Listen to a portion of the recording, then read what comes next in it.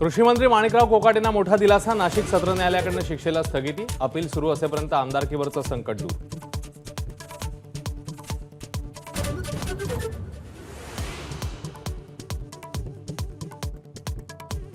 समाजवादी पार्टीचे आमदार अबू आझमींना औरंगजेबाची स्तुती भोवली। आझमींचं बहुमताने निलंबन। निलंबनाचा कालावधी ठरवण्यासाठी समिती स्थापन।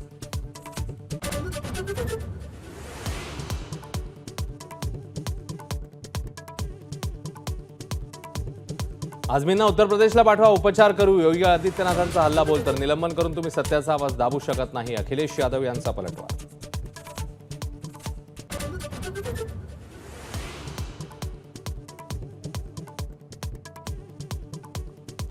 शिवसेना नेते आदित्य ठाकरेंची मुख्यमंत्री फडणवीसांशी चर्चा। गिरणी कामगारांच्या प्रलंबित प्रश्नांसाठी मुख्यमंत्र्यांना भेटल्याची माहिती।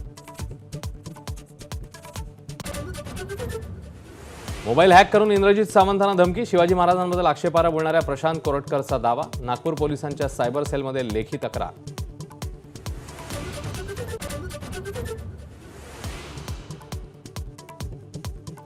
मंत्री जयकुमार गोरेंनी एका महिलेचा विनयभंग केल्याचा वडेट्टीवार आणि राऊतांचा आरोप। गोरेंनी आरोप फेटाळले। आरोप करणाऱ्यांविरोधात आजच हक्कभंग आणण्याचाही इशारा।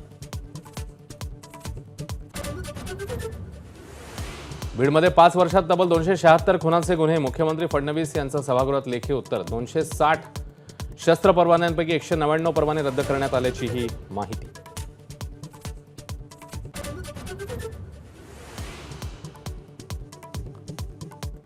लाडक्या बहिणींना 2100 रुपये कधी देणार? विधान परिषदेत सतेज पाटील, अनिल परब यांचा सरकारला सवाल। तर या अर्थसंकल्पात देऊ असं म्हटलं नव्हतं। अदिती तटकरेंचं स्पष्टीकरण।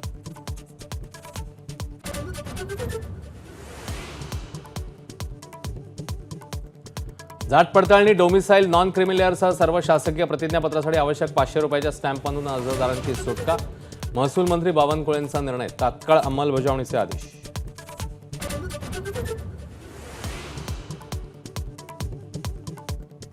संगमेश्वरमध्ये छत्रपती संभाजी महाराजांना पकडलेल्या सरदेसाईंच्या वाड्याचं स्मारक बनवणार। मुख्यमंत्री फडणवीस यांची विधान परिषदेत घोषणा।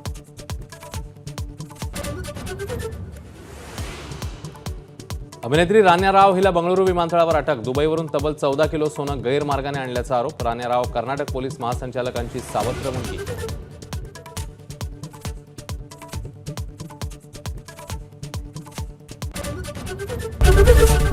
एबीपी माझा, उघडा डोळे बघा नीट।